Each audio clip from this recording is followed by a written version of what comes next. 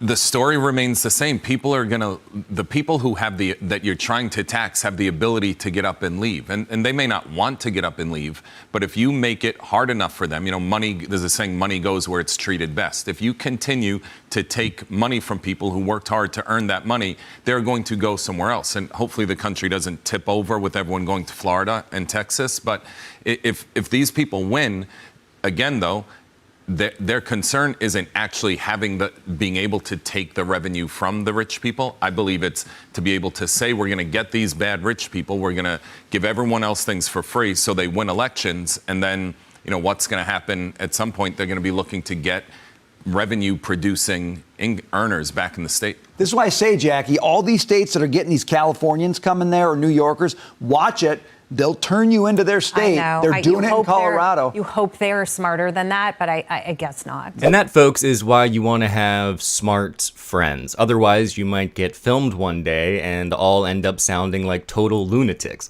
Speaking of, quoted all the time is, the wealthy should pay their fair share. Right. And we can argue about what the fair share is. That's a policy debate. That's okay.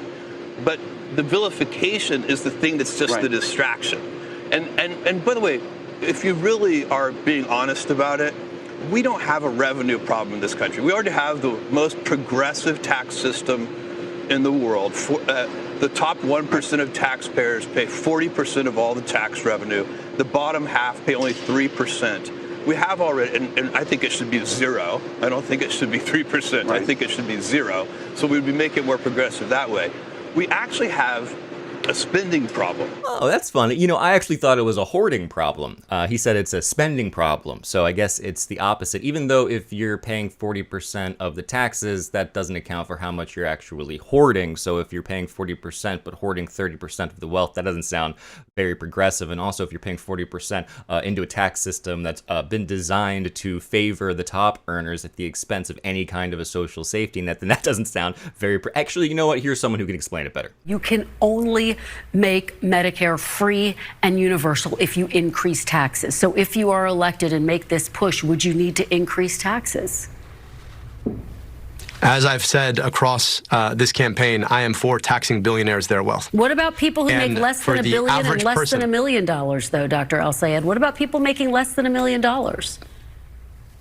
So for the average person, and you look at your W-2, if you're an employee who gets paid every 2 weeks or 4 weeks, after you pay your taxes, the next biggest check that comes off the top of your pay stub is to your health insurance company. So imagine instead of paying that to your health insurance company, whose CEO makes $20 million a year, instead you paid a little bit more in taxes for healthcare that you wouldn't lose if you lost your job or turned 26 or got married or got divorced.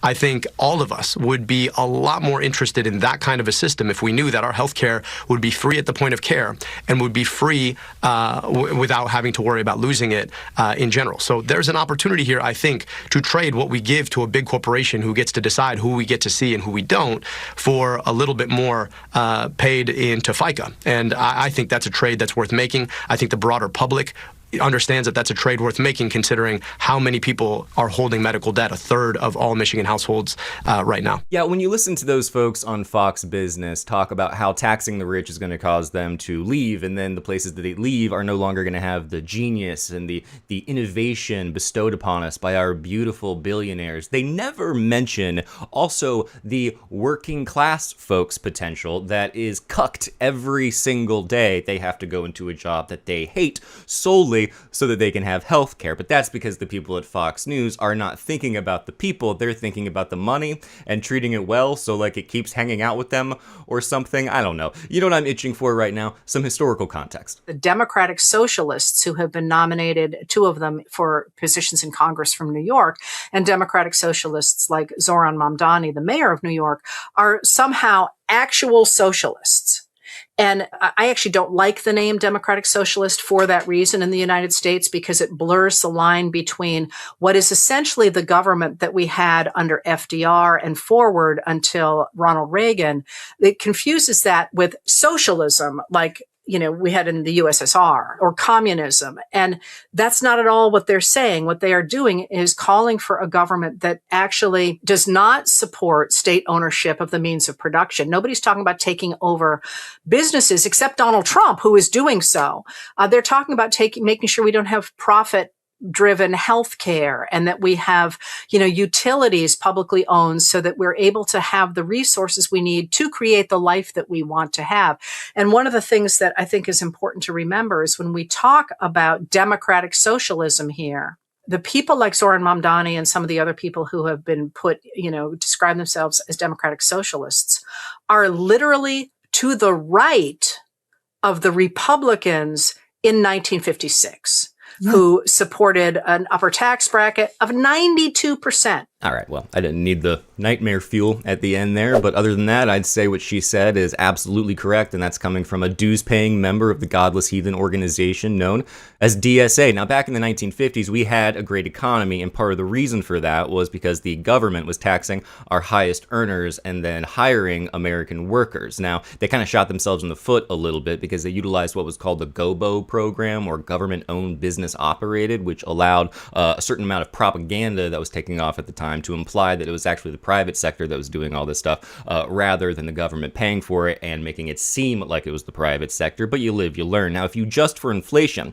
the top earners today would be making around $3 or $4 million. Now, the important thing to remember here is the word marginal. So if you have a 92% marginal tax rate, it means your $4 million is not going to get taxed at 92% entirely. That's not how math works. Instead, you still make that $4 million. Congratulations, by the way. But every dollar after that gets taxed at 92%. But even beyond the idea of a social safety net, there's a more abstract word to keep in mind here, and that's called power. When you make it so no one can amass an obscene amount of money, you also make it so that they cannot amass an obscene amount of power. By that logic, you could tax the rich, and you could burn all of that money on the White House lawn, and it would still serve a better function for society than allowing the grotesque amount of wealth inequality that we have today. As for a flat tax, mentioned briefly in the above video from Fox Business, that's what's called a misnomer, because a person with $500 in their pocket is going to have a much harder time paying that flat tax than someone with $500 million in their bank account. Besides that, wealthy people, and now we've come full circle, hoard their wealth. Jeff, you know anything about that?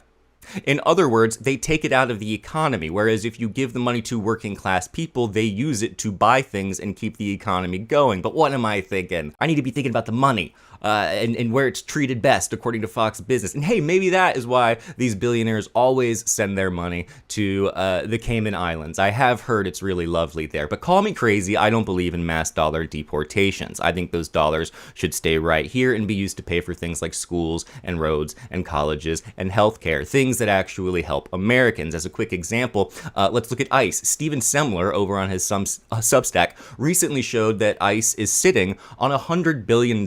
Like, they literally cannot spend all of the money that they've been given. They don't know what to do with it. They are drowning in cash. And again, congratulations to them. Do you know how much it would cost to provide Americans with free college tuition, living expenses, housing, and their books? Less than $100 billion a year. Yeah, but why not just put it into an offshore bank account? It's just or just let ICE sit on it and just have no idea what to do with it and have it do absolutely nothing for U.S. citizens. That's the alternative. I don't know. It doesn't sound like a difficult prospect for me, but all of this raises one final question. Has Jeff Bezos been microwaving himself? That's a policy debate. That's okay. Anyway, thank you for watching this video. I'm Dr. Elliott Morgan. Check me out over at the Spin Room. And if you liked any of these videos, click on any of the other ones. They will make your arthritis go away and they will clear up any indigestion you might have. I don't know how it works. See you next time.